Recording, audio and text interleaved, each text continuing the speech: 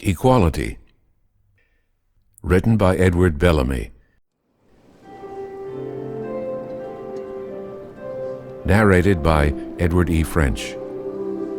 Edward Bellamy is the author of Looking Backward, Dr. Heidenhoff's Process, Miss Ludington's Sister, etc.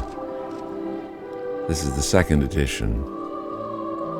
Preface. Looking Backward was a small book, and I was not able to get into it all I wished to say on the subject. Since it was published, what was left out of it has loomed up as so much more important than that what it contained that I've been constrained to write another book. I have taken the date of Looking Backward, the year 2000, as that of equality, and I have utilized the framework of the former story as a starting point for this which I now offer, in order that those who have not read Looking Backward may be at no disadvantage.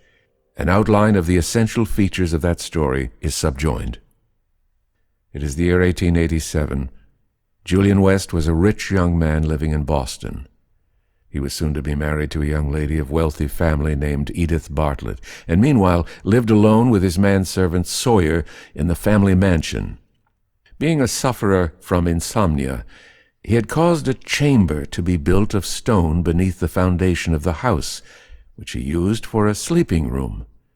When even the silence and seclusion of this retreat failed to bring slumber, he sometimes called in a professional mesmerizer to put him into a hypnotic sleep, from which Sawyer knew how to arouse him at a fixed time.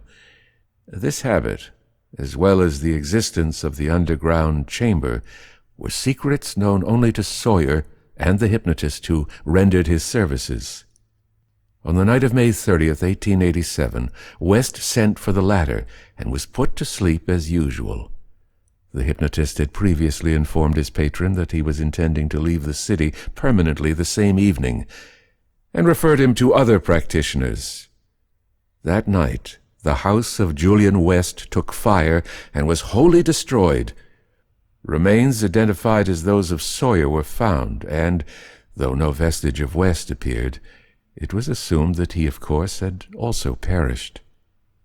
113 years later, in September A.D. 2000, Dr. Leete, a physician of Boston on the retired list, was conducting excavations in his garden for the foundations of a private laboratory when the workers came on a mass of masonry covered with ashes and charcoal. On opening it, a vault, luxuriously fitted up in the style of a 19th-century bedchamber, was found, and on the bed, the body of a young man looking as if he had just lain down to sleep. Although great trees had been growing above the vault, the unaccountable preservation of the youth's body tempted Dr. Leete to attempt resuscitation, and to his own astonishment, his efforts proved successful. The sleeper returned to life, and after a short time to the full vigor of youth which his appearance had indicated. His shock on learning what had befallen him was so great as to have endangered his sanity but for the medical skill of Dr. Leete and the not less sympathetic ministrations of the other members of the household, the doctor's wife, and Edith, the beautiful daughter.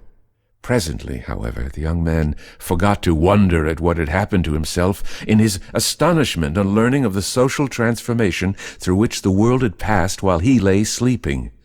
Step by step, almost as to a child, his hosts explained to him, who had known no other way of living except the struggle for existence, what were the simple principles of national co-operation for the promotion of the general welfare on which the new civilization rested. He learned that no one any longer worked for another, either by compulsion or for hire, but that all alike were in the service of the nation, working for the common fund, which all equally shared, and that even necessary personal attendance, as of the physician, was rendered as to the state like that of the military surgeon.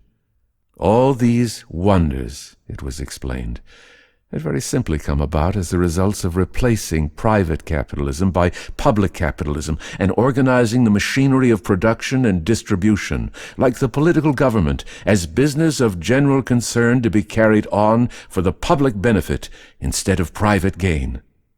But, though it was not long before the young stranger's first astonishment at the institutions of the New World had passed into enthusiastic admiration, and he was ready to admit that the race had for the first time learned how to live, he presently began to repine at the fate which had introduced him to the New World, only to leave him oppressed by a sense of hopeless loneliness which all the kindness of his new friends could not relieve, feeling, as he must, that it was dictated by pity only. Then it was that he first learned that his experience had been a yet more marvelous one than he had supposed. Edith Leete was no other than the great-granddaughter of Edith Bartlett, his betrothed, who, after long mourning her lost lover, had at last allowed herself to be consoled. The story of the tragical bereavement which had shadowed her early life was a family tradition, and among the family heirlooms were letters from Julian West, together with a photograph which represented so handsome a youth that Edith was illogically inclined to quarrel with her great-grandmother for ever marrying anybody else. As for the young man's picture, she kept it on her dressing table. Of course, it followed that the identity of the tenant of the subterranean chamber had been fully known to his rescuers from the moment of the discovery. But Edith, for reasons of her own, had insisted that he should not know who she was till she saw fit to tell him. When, at the proper time, she had seen fit to do this, there was no further question of loneliness for the young man, for how could destiny more unmistakably have indicated that two persons were meant for each other? His cup of happiness now being full, he had an experience in which it seemed to be dashed from his lips. As he lay on his bed in Dr. Leete's house, he was oppressed by a hideous nightmare. It seemed to him that he opened his eyes to find himself on his bed in the underground chamber where the mesmerizer had put him to sleep. Sawyer was just completing the passes used to break the hypnotic influence. He called for the morning paper and read on the date line May 31, 1887. Then he knew that all this wonderful matter about the year 2000, its happy, carefree world of brothers and the fair girl he had met there, were but fragments of a dream. His brain in a whirl, he went forth into the city.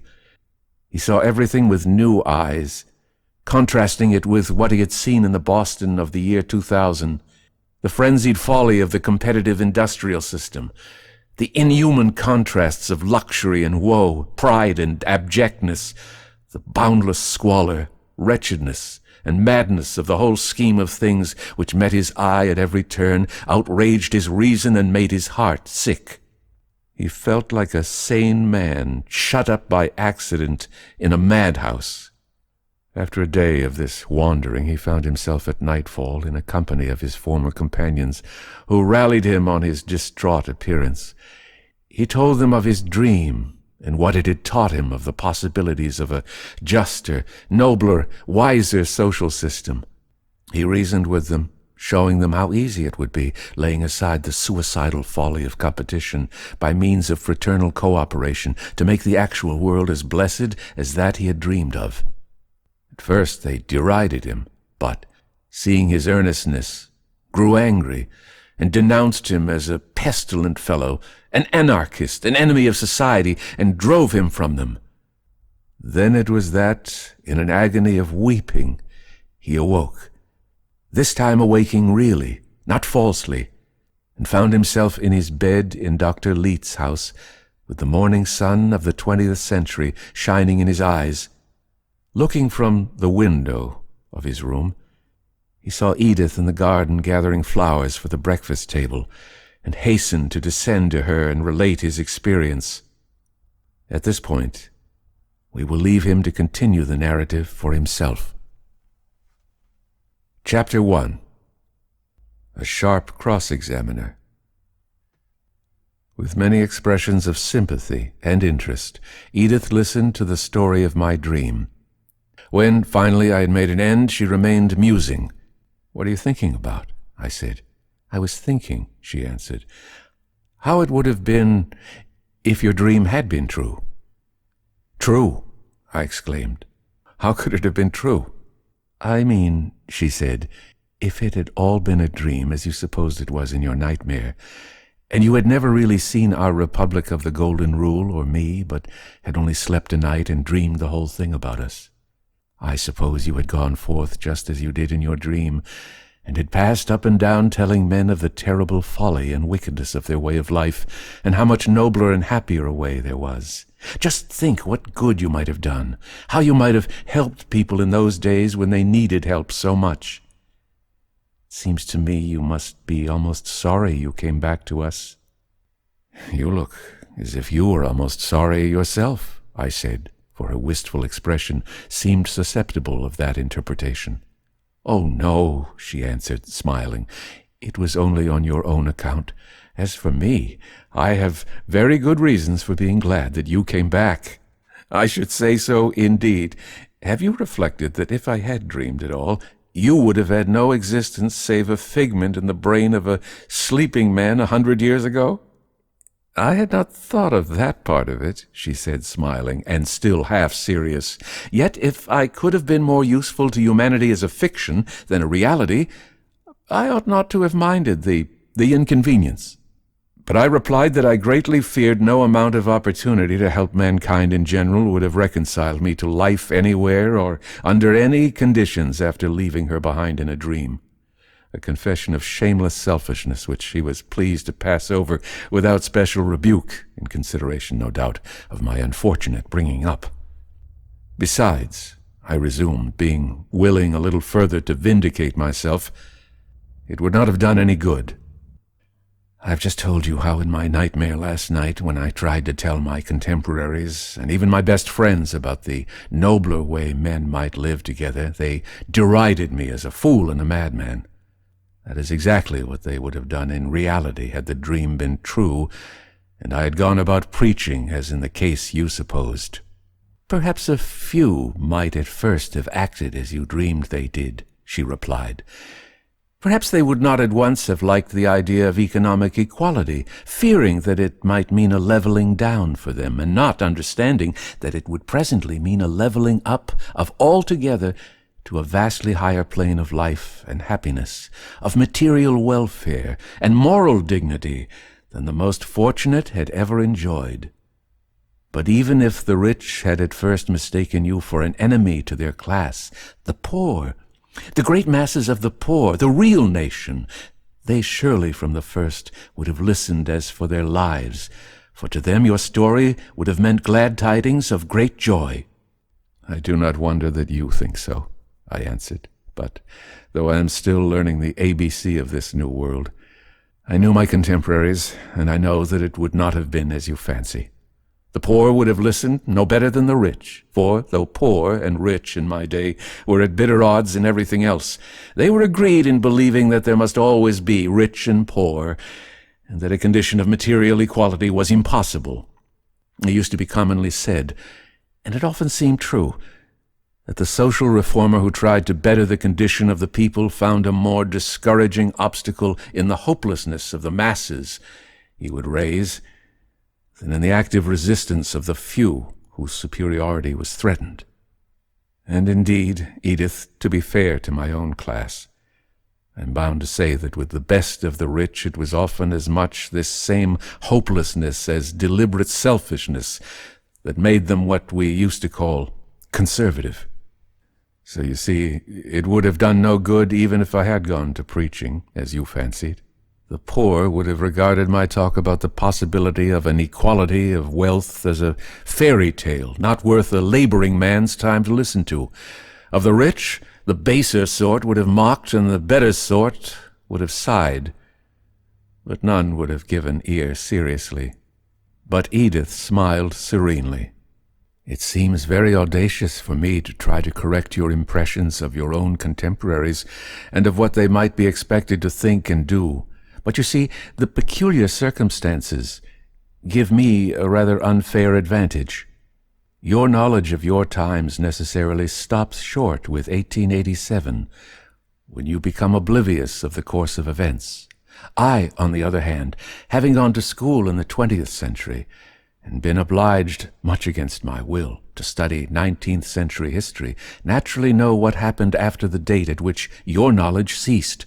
I know, impossible as it may seem to you, that you had scarcely fallen into that long sleep before the American people began to be deeply and widely stirred with aspirations for an equal order such as we enjoy, and that very soon the political movement arose which, after various mutations, resulted early in the 20th century in overthrowing the old system and setting up the present one. This was indeed interesting information to me, but when I began to question Edith further, she sighed and shook her head. Having tried to show my superior knowledge, I must now confess my ignorance. All I know is the bare fact that the revolutionary movement began, as I said, very soon after you fell asleep. Father must tell you the rest. I might as well admit while I'm about it, for you would soon find it out, that I know almost nothing either as to the Revolution or 19th century matters generally. You have no idea how hard I have been trying to post myself on the subject so as to be able to talk intelligently with you, but I fear it is of no use. I could not understand it in school, and I cannot seem to understand it any better now. More than ever this morning, I am sure that I never shall.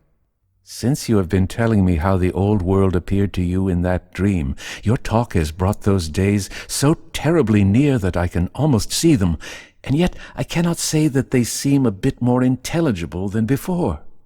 Things were bad enough and black enough, certainly, I said, but I don't see what there was particularly unintelligible about them. What is the difficulty? The main difficulty comes from the complete lack of agreement between the pretensions of your contemporaries about the way their society was organized and the actual facts as given in the histories. For example, I queried. I don't suppose there is much use in trying to explain my trouble, she said. You will only think me stupid for my pains, but I'll try to make you see what I mean. You ought to be able to clear up the matter if anybody can. You have just been telling me about the shockingly unequal conditions of the people, the contrasts of waste and want, the pride and power of the rich, the abjectness and servitude of the poor, and all the rest of the dreadful story. Yes, it appears that these contrasts were almost as great as at any previous period of history.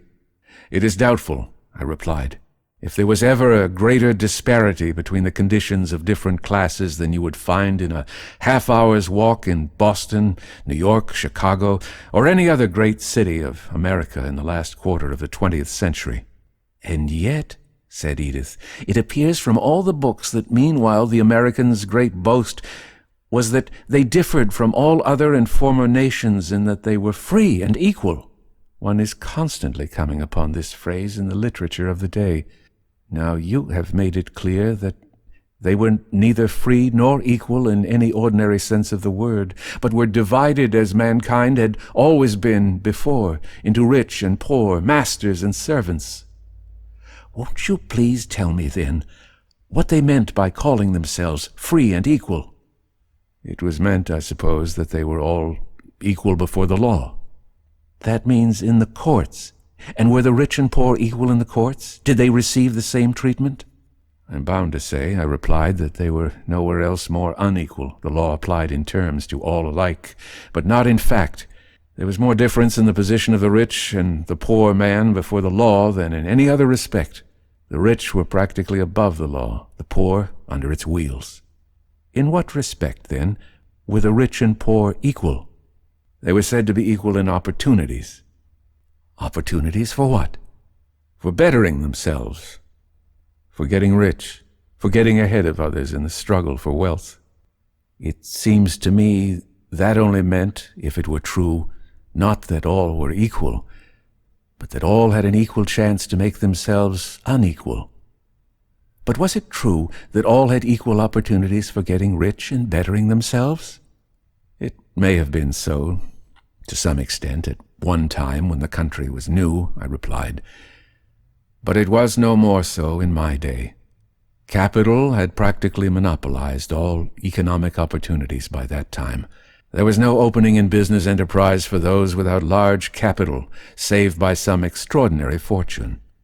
But surely, said Edith, there must have been, in order to give at least a color to all this boasting about equality, some one respect in which the people were really equal.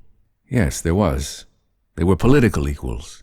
They all had one vote alike, and the majority was the supreme lawgiver. So the books say. But that only makes the actual condition of things absolutely unaccountable.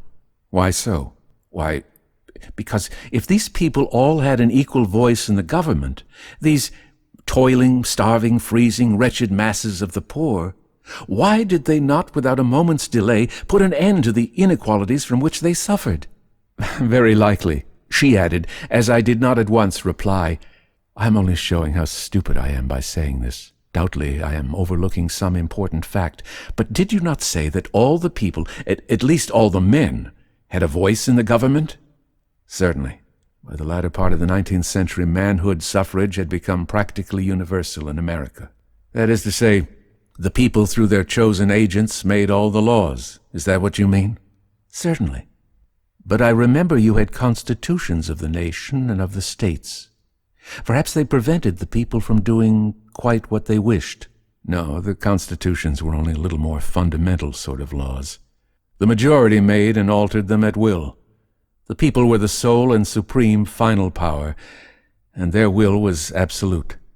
If, then, the majority did not like existing arrangement or think it to their advantage, they could change it as radically as they wished? Certainly. The popular majority could do anything if it was large and determined enough. And the majority, I understand, were the poor, not the rich. The ones who had the wrong side of the inequalities that prevailed? Emphatically so. The rich were but a handful comparatively. Then there was nothing whatever to prevent the people at any time, if they just willed it, from making an end of their sufferings and organizing a system like ours which would guarantee their equality and prosperity? Nothing whatever. Then once more I ask you to kindly tell me why, in the name of common sense, they didn't do it at once, and be happy instead of making a spectacle of themselves, so woeful that even 100 years after it makes us cry. Because, I replied, they were taught and believed that the regulation of industry and commerce and the production and distribution of wealth was something wholly outside of the proper province of government. But, dear me, Julian, life itself and everything that meanwhile makes life worth living, from the satisfaction of the most primary physical needs to the gratification of the most refined tastes, all that belongs to the development of mind as well as body, depend first, last, and always on the manner in which the production and distribution of wealth is regulated. Surely that must have been as true in your day as ours. Of course. And yet you tell me, Julian, that the people, after having abolished the rule of kings and taken the supreme power of regulating their affairs into their own hands, deliberately consented to exclude from their jurisdiction the control of the most important, and indeed the only really important class of their interests. Do not the histories say so? They do say so, and that is precisely why I could never believe them. The thing seemed so incomprehensible, I thought there must be some way of explaining it. But tell me, Julian, seeing the people did not think that they could trust themselves to regulate their own industry and the distribution of the product, to whom did they leave the responsibility? To the capitalists. And did the people elect the capitalists? Nobody elected them. By whom then were they appointed? Nobody appointed them. What a singular system! Well, if nobody elected or appointed them, yet surely they must have been accountable to somebody for the manner in which they exercised powers on which the welfare and the very existence of everybody depended. On the contrary, they were accountable to nobody and nothing but their own consciences. Their consciences? Ah, I see. You mean that they were so benevolent, so unselfish, so devoted to the public good, that people tolerated their usurpation out of gratitude. The people nowadays would not endure the irresponsible rule even of demigods. But probably it was different in your day. As an ex-capitalist myself, I should be pleased to confirm your surmise, but nothing could really be further from the fact. As to any benevolent interest in the conduct of industry and commerce, the capitalists expressly disavowed it. Their only object was to secure the greatest possible gain for themselves, without any regard whatever to the welfare of the public.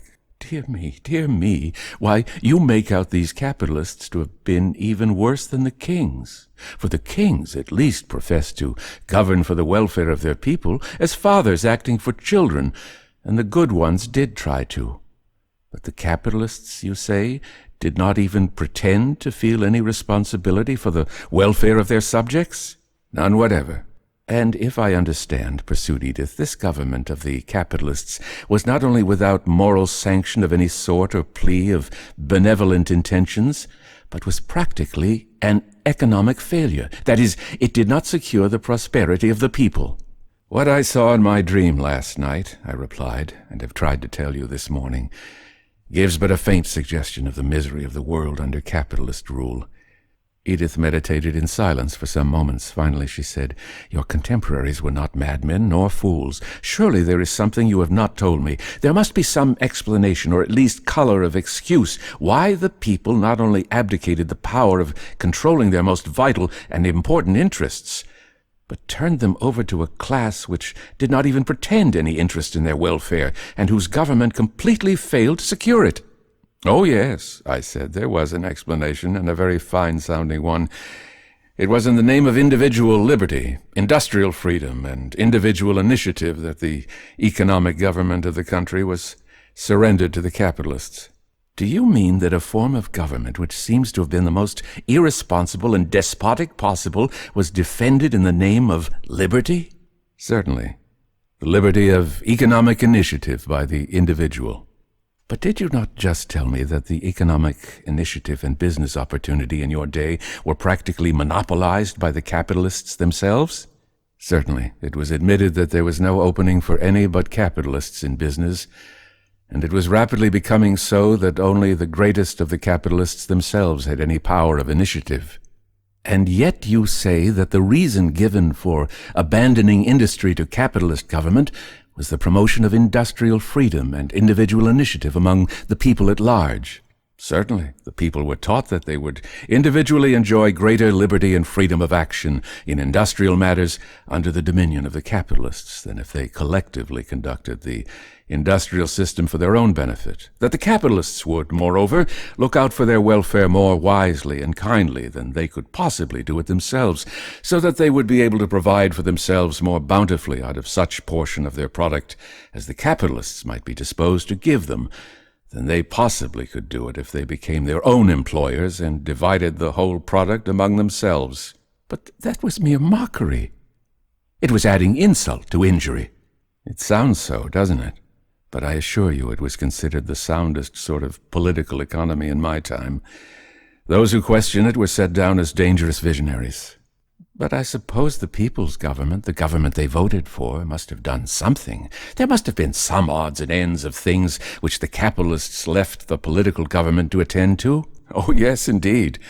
It had its hands full keeping the peace among the people. That was the main part of the business of political governments in my day."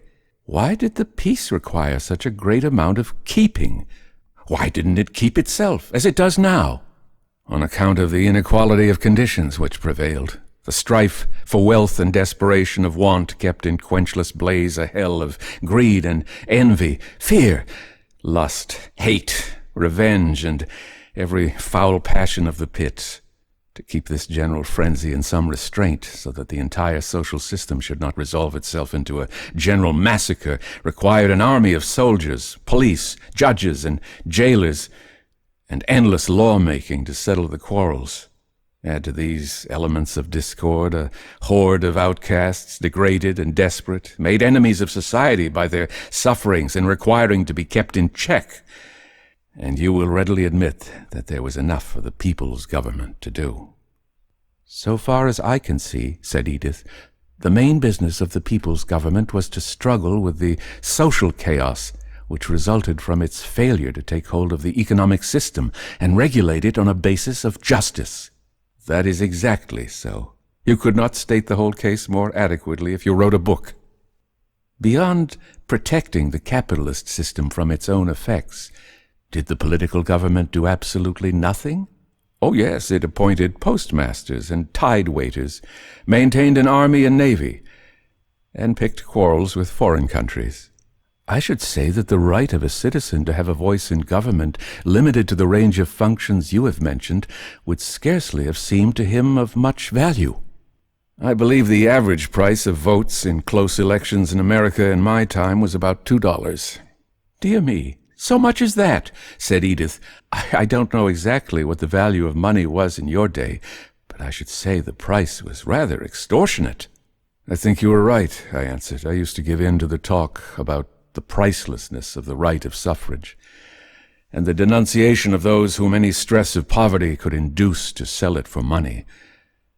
But from the point of view to which you have brought me this morning, I am inclined to think that the fellows who sold their votes had a far clearer idea of the sham of our so-called popular government, as limited to the class of functions I have described, than any of the rest of us did, and that if they were wrong, it was, as you suggest, in asking too high a price. But who paid for the votes? You are a merciless cross-examiner, I said. The classes which had an interest in controlling the government, that is, the capitalists and the office-seekers, did the buying. The capitalists advanced the money necessary to procure the election of the office-seekers on the understanding that when elected, the latter should do what the capitalists wanted. But I ought not to give you the impression that the bulk of the votes were bought outright.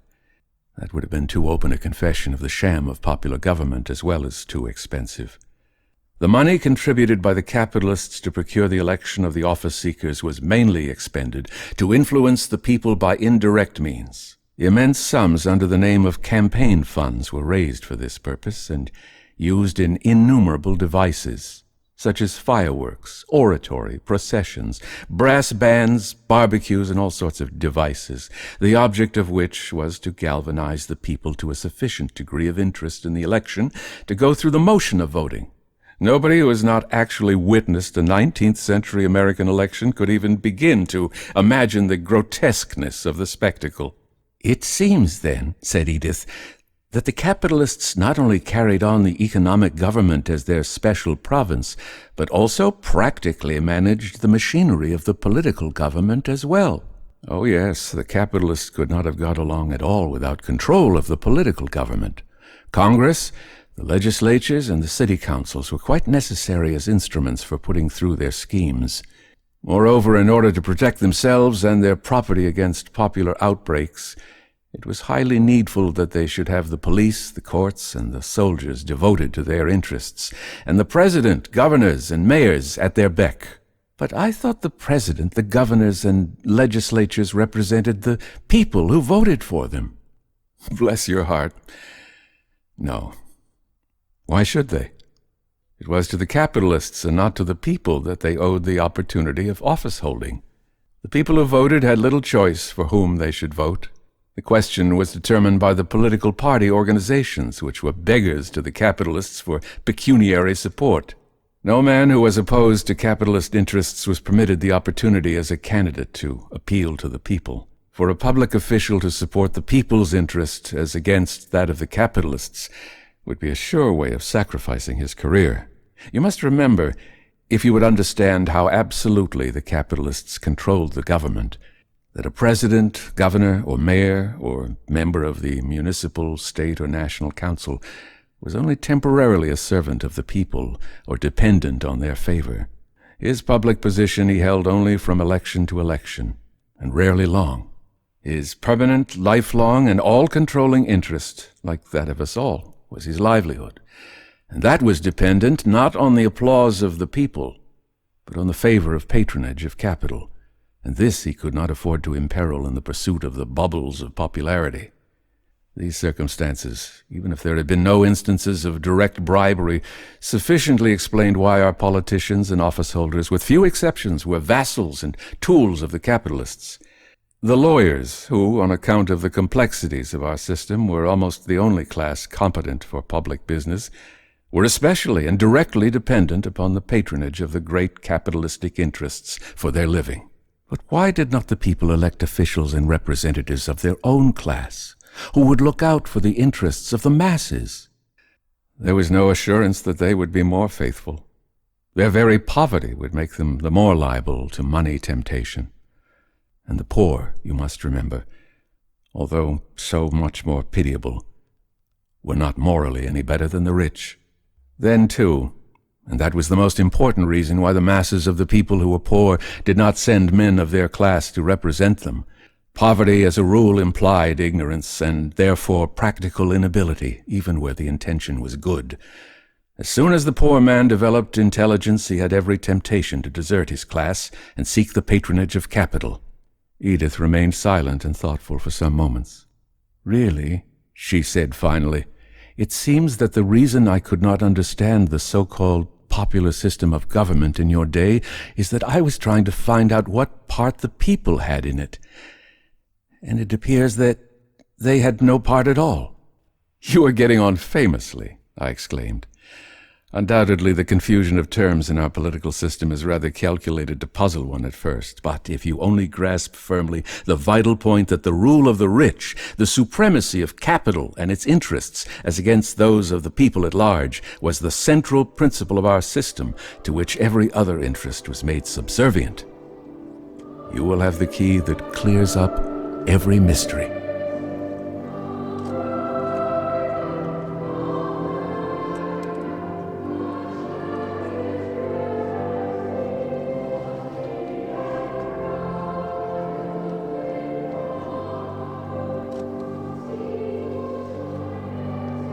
This audiobook is copyright 2021 by Edward E. French. All rights reserved. Inquiries regarding this recording should be addressed to Permissions Manager at email edwardfrench06@hotmail.com. That's edwardfrench06@hotmail.com.